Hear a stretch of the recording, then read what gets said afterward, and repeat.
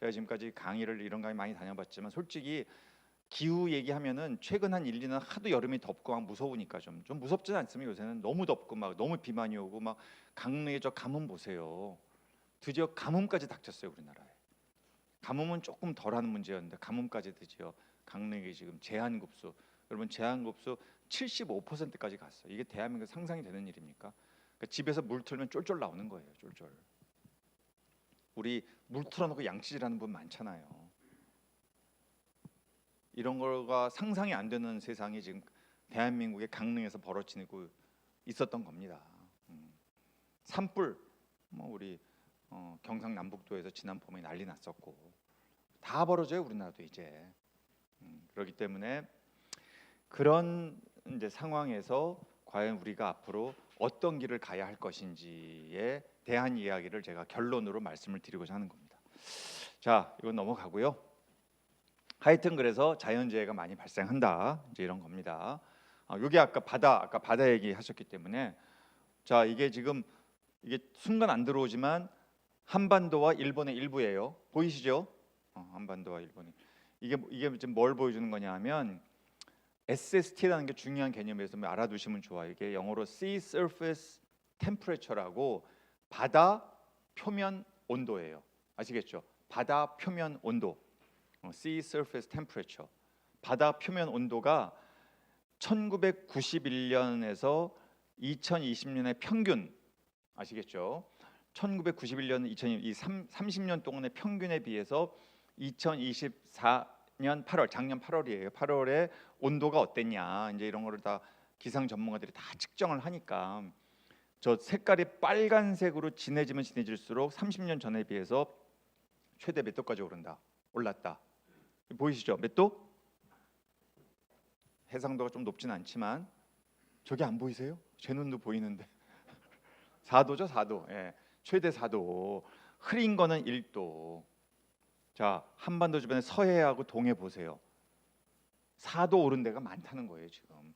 여러분 사시는데도 엄청나네요, 여기 보세요, 여기. 뻘겋잖아요. 그러니까 30년 전에 비해서 4도 올랐다 이런 얘기예요, 지금. 해수 표면 온도가. 이게 시사하는 바가 뭐죠? 당장에 수산물의 먹거리에 엄청난 영향을 준다. 그래서 제가 계속 말씀드리잖아요. 기후변화는 경제 문제다. 먹고 사는 문제다. 동해안에 그래서 오징어 없어진다 이런 기사 많이 보셨죠? 올 5월에 동해상에 위로 올라갔던 오징어가 돌아왔어요. 올 5월에 서늘해져가지고. 그래서 이게 다시 또 돌아오나 했는데 다시 또 올라갔어요. 7월에 너무 더워져가지고. 그러니까 이런 것들이 지금 이 한반도를 둘러싼 서해와 동해에서 벌어지고 있는 일들입니다. 당장 수산업자들, 어민들 앞으로 어떻게 사실은 이게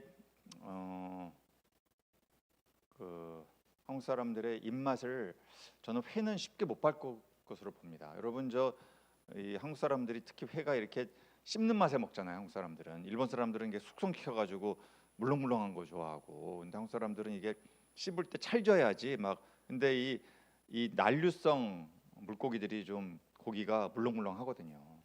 근데 우리는 이제 그런 게 아니어서 그 입맛 쉽게 못 바꾼다고 보면 지금 방어 같은 게 난류성인데 막 위로 동해 위로 올라오고 있어요. 그래서 이런 것들이 방어도 가끔 먹어야 맛있지 방어는 막 물컹물컹하잖아요, 좀. 그죠? 그래서 이런 것들이 지금 먹거리에 영향을 미치는. 저 오른쪽은 뭐냐면 이 지난 한 80년 동안에 전 세계 모든 해역 중에 이 북서태평양, 저 노스웨스트 퍼시픽의 NW 퍼시픽이 북서태평양 지역의 온도가 제일 많이 올랐다라는 거예요. 그러니까 이런 것들이 잘 모른대요, 정확히. 왜 이 지역의 온도가 특별히 많이 오를까? 정확하게 과학자들이 모르지만 측정 결과는 그렇다. 그러니까 이런 것들이 다 마찬가지지만 우리가 살고 있는 한반도 지역의 바다 온도에도 좀 큰 변화가 생기고 있다. 이제 이런 거예요. 이런 것들이 단순히 뭐 좀 따뜻해졌네가 아니라 양식장부터 해가지고 고기잡이부터 해서 이런 것들의 큰 변화, 우리의 먹거리 문제. 그래서 지금 다음 주쯤에 나갈 겁니다. 여러분 저 MBC의 PD 수첩이라고 있죠. 또 KBS는 추적 60분이라고 있어요. 예, 제가 알기로 이 두 방송에서 비슷한 시기에 다음 주 다다음 주에 다 기후발 이른바 기후 인플레이션 들어보셨나요? 영어로 클라이밋 플레이션이라고 기후발 이게 농산물의 생산량을 급락시켜서 지구적 차원의 국제 농산물 가격을 폭등시킨다. 한국도 괴롭다. 이거를 지금 방송으로 할 것으로 제가 알고 있습니다. 제가 인터뷰를 했기 때문에. 그래서 그런 것들이 기후 문제가 뭐 여름에 좀 더워 뭐 이런 게 아니에요. 지금 이제 우리의 먹는 문제. 뭐 작년부터 다 아시죠? 작년에 뭐 사과 파동, 배추 파동 뭐 상시적으로 벌어질 수는 있다. 제가 더 말씀 안 드릴게요. 시간이 많이 갔기 때문에 넘어가고요. 넘어가고. 자, 이거 어디죠? 순천만. 역시 잡을 잘하시네요. 예, 제가 1년에 한 번씩 꼭 오는 데입니다.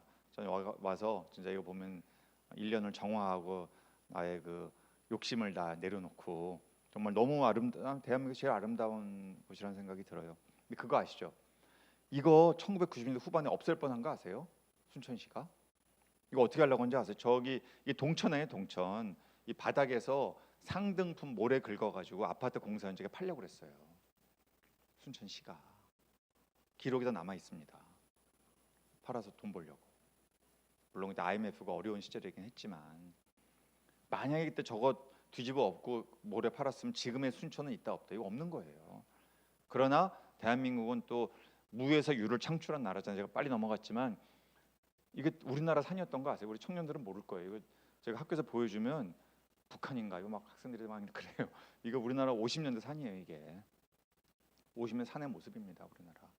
이거 6, 70년대 미친 듯이 나무 심어가지고 이렇게 만든 거예요. 저절로 나무 자란 거 아니에요. 이거 당시에 7년 만에 29억 그루 심었어요. 70년대 29억 그루. 인류 역사에 한 번도 못 봤던 일을 해낸 겁니다. 대한민국이. 유엔이 인정한 유일한 조림에 성공한 나라예요. 대한민국. 이러다 해낸 나라예요. 우리나라가. 그래서 기후 문제도 좀 화끈하게 가보자. 아직까지는 안 보이지만 자, 두 가지 이 물리적 리스크와 전환 리스크 이게 이제 제가 뭐 계속 얘기도 하고요. 방송에서도 하고 뭐 오늘자 뭐 일간지에 보시면 제가 인터뷰한 기사도 나와 있어요. 그러니까 오늘 제가 강의를 충분히 할 시간이 없기 때문에 좀 보시면은 이 두 가지가 왜 중요한지 이런 걸 이해하십니다. 물리적 리스크는 피해가 큰 거다. 전환 리스크는 이러한 탄소 다배출 업종을 바꾸는 게 매우 어렵다. 이게 빨리 바꾸려고 해도 돈이 들어가고 안 바꾸면 더 돈 들어가고 나중에 이런 딜레마예요. 제 답은 뭐겠습니까? 빨리 바꿔야 된다. 낮게 바꾸면 이제 못 바꾸고 경제 폭망한다. 이제 이게 제 주장이에요. 그래서 이런 것들이 다 벌어지고 있고요. 국가 단위, 지역 단위, 기업 단위에서 다 벌어집니다. 지금 지역 보세요. 지금 저 강릉이 저렇게 고통받고 있고 사실은 여러분 강릉이 대한민국 역사상 한꺼번에 비가 제일 많이 온 지역인 거 아세요? 지금 저렇게 가뭄으로 고통받고 있지만 2002년도에 대한민국 이래 하루에 24시간 만에 790mm 비가 온 적이 있어요. 그게 강릉입니다. 강릉. 그러니까 강릉은 다 겪었어요. 지금까지. 폭염도 겪고 폭우도 겪고 가뭄도 겪고 산불은 늘 겪고 아시죠? 강릉 이 지역에 산불 노상 나는 거. 늦은 겨울 이른 봄에. 그래서 이런 것들이 지금 다 하여튼 뭐 어디도 자유롭지 않다. 그래서 그걸 우리가 기업들도 마찬가지. 이거 빨리 읽어보시죠. 이런 명제를 저와 마찬가지 여러분들도 다 이거 참인 명제구나 이렇게 받아들이면 참 좋겠습니다. 대한민국이 재생에너지가 왜 가장 싸고 가장 빠르게 설치할 수 있는 전력원 이거는 이제 전 세계적 글로벌하게 이렇게 됐어요. 글로벌하게 이미 다 컨센서스가 만들어졌는데 대한민국은 여러 가지 이유로 이게 비싼 이유 중에 하나가 우리나라가 햇빛이 없고 바람이 없어서는 아닙니다. 그런 거 뉴스 많이 보셨죠? 우리나라 햇빛이 없어, 바람이 없어. 저는 정말 그런 얘기를 몇 년 전만 해도 엄청 많이 했어. 요새는 좀 많이 없어졌어요. 그래도 하도 말이 안 되는 얘기니까. 거기다가 뭐 심지어 태양광은 중금속 덩어리다. 제가 얼마 전에 강의했더니 한 분은 또 어디서 들었는데 저 아파트 옥상에다 태양광 설치했는데 그 밑에서 좀 시원한 것 같아서 거기서 들어놓어 여름에 자기도 하고 했더니 암 걸려 돌아가셨다. 뭐 이런 얘기를 막 한다는 거예요 지금. 정말 진짜 너무 진짜 이런 얘기 들으면 야 이거 어떻게 이런 얘기를 어떻게 누가 이런 걸 만들어내나 참 안타까워요. 그래서 여러분들이 그런 거는 진짜 100%다 거짓말이다. 이게 아니 그러면은 우리보다 안전이나 생명에 대한 가치를 훨씬 더 많이 두는 유럽은 어떻게 하겠습니까? 태양광을. 너무 당연한 거 아니에요? 만약에 이런 게 문제가 됐다면 절대 유럽에서 태양광 못 해요. 사람이 죽는다는데 못 하죠. 근데 그런 게 아니기 때문인 거죠. 그래서 좀 우리가 여러분들이 정확하게 이런 걸 다 아신다고 보지만 하도 그런 얘기를 하니까 제가 안타까워서 드리는 말씀이에요. 그래서 아리백이나 ESG나 CBAM 이런 거를 잘 보셔야 하고요. 사실은 여기에 이제 공급망 실사나 공시의무나 기후금융 다 중요한 개념들인데 제가 여러분들은 또 아주 기업에 직접 계시는 분은 그렇게 많지는 않은 것 같아서 좀 기업은 또 금융기관들, 뭐 은행 이런데 또 제조업체들 이런 데는 뭐 대기업이고 중소기업이 다 지금 발등에 불이 엄청 떨어졌습니다. 공급망 실사법, 공시의무화법 그와 관련돼서 기후금융을 해야만 금융기관들의 신용평가가 올라간다. 뭐 금융 배출량 그러니까 은행이 돈 빌려주는데 빌려준 대상이 탄소 배출 많이 하는 기업이에요. 그럼 그 기업은 그 은행은 어떻게 된다? 평가가 나빠진다 이거예요.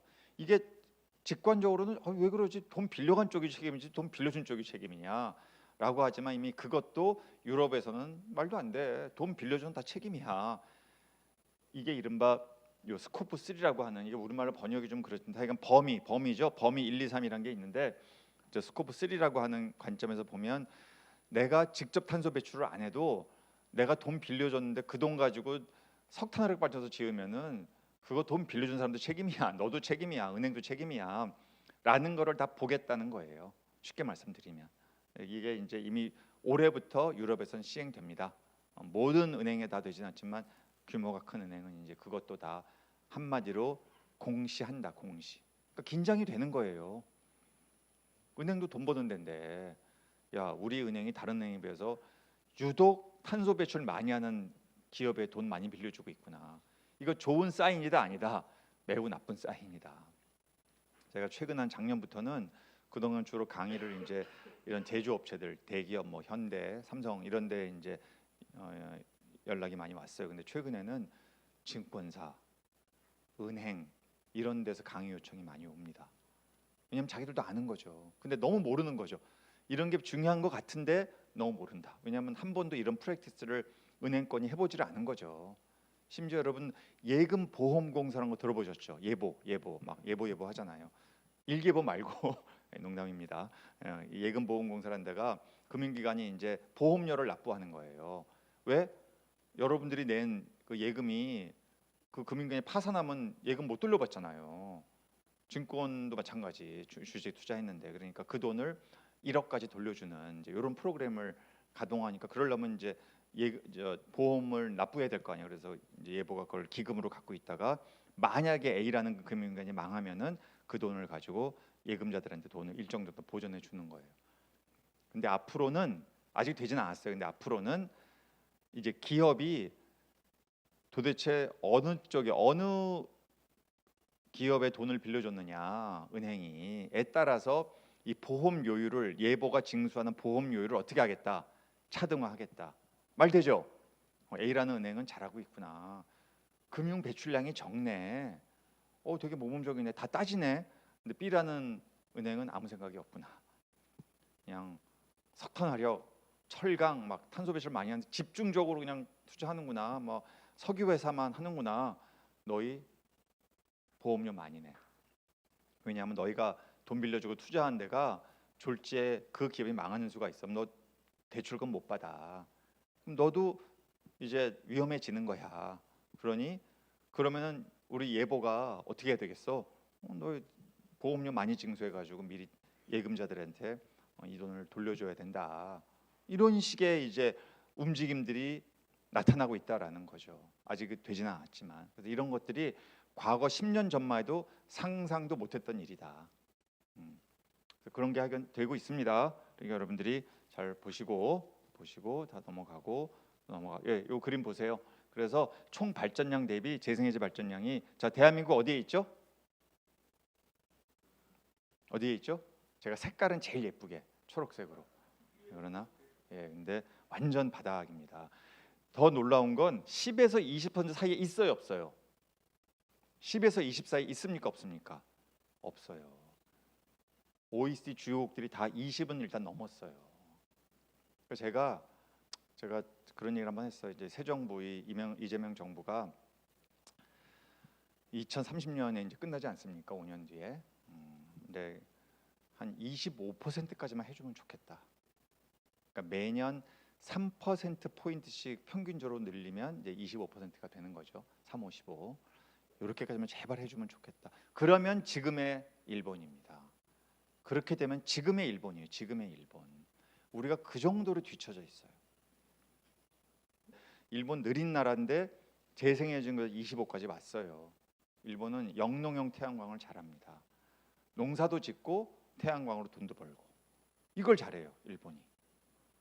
25 중에 반이 그겁니다. 일본은. 좀 우리 지역의 이제 활동가들께서도 영농 태양광을 자꾸 반대하시면 진짜 안 돼요. 전부 다 미워할 거예요. 제가 진짜 무조건 찬성하셔야 됩니다. 이거 진짜 그러시면 안 돼요. 진짜 제가 눈물이 나요. 정말로 그런 생각. 하여튼 저 이따 나중에 필요하면 질문하세요. 그래서 보세요. 이 나라들 프랑스, OECD는 평균이 34고 중국 34까지 왔고 독일, 포르투갈, 오스트리아 이뭐 지금 영국 보세요. 영국 한국하고 비교해 보세요. 영국 25년 전에 똑같았어요. 붙었다니까요. 전 세계에서 제일 재생에너지 비중 꼴찌인 나라들이에요. 일본과 한국이에요. 일본이란다. 영국 2000년 노란색과 초록색 붙어 있잖아요. 2%대 2%대. 근데 20여 년 만에 영국 어디까지 왔습니까? 영국 저 노란색 끝에 어디 있어요 지금?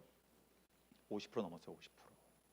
한국은 기울기가 있는지 없는지 아까 우리 경제 성장 그림 똑같아 그거하고 너무 그냥 차이가 없어가지고 뭐가 된 건지 안 된 건지 이렇게 온 거예요. 제가 그래서 영국 부대사도 만나봐서 인터뷰도 했고 영국의 뭐 한국에 와서 세미나도 같이 해보고 다 물어봐도 도대체 어떻게 영국은 이렇게 빨리 늘렸냐. 똑같아요. 서로 모르는 사람들인데 다 정책의 일관성을 유지했다. 20년 동안. 영국도요. 노동당 보수당 엄청 싸우는 나라입니다. 맨날 싸우고 막 미워하고 괴로워하고 막 서로 싫어하고 이러는데도 기후변화 에너지 정책은 우리 일관되게 하자. 왜? 기후 문제는 우리의 그냥 먹고 사는 문제고 우리 국민의 미래에 대한 생명과 안전의 문제니까 이거 싸우지 말자 해가지고 육상풍력, 해상풍력 열심히 늘린 거예요. 영국이 태양광 하기 좋은 나라입니까? 아닙니까? 너무너무 나쁜 나라예요. 태양광 거의 못해요. 위도가 하도 위에 있어서. 대신에 이제 풍력을 열심히 하는. 근데 대한민국은 좋잖아요. 육상 풍력도 할 수 있고 태양광도 할 수 있고. 우리는 포트폴리오가 다양해요. 이런 걸 좀 잘 좀 살렸으면 좋겠다라는 겁니다. 반면에 이제 뭐 전라남도에도 원전이 있지만 원전은 국토 면적 대비 대한민국은 원전 설비 비중이 몇 위인 나라? 세계 1위인 나라입니다. 이것도 많이 모르세요. 아직도 우리는 원전에 목말라 이런 사람들이 있어요. 근데 저는 그거는 순수하지 않다고 생각합니다. 근데 우리나라 전력 시장은 전력은 국산만 쓰잖아요. 전기는 그죠? 전기를 만들어내는 연료 원료는 외국 수입하는데 전기 자체는 국산이잖아요. 왜냐면 우리는 다른 나라에 전기를 수입할 수가 없어요.